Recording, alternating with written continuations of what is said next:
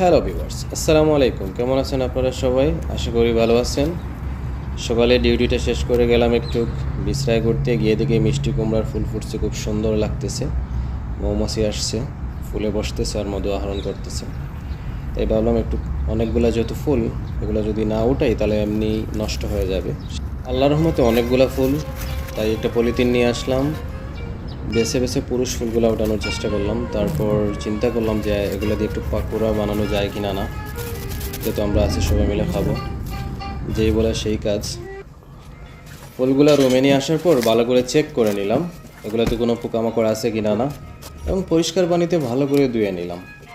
কয়েকটা পেঁয়াজ, কয়েকটা কাঁচামরিচ ছোটো ছোটো স্লাইস করে নিলাম।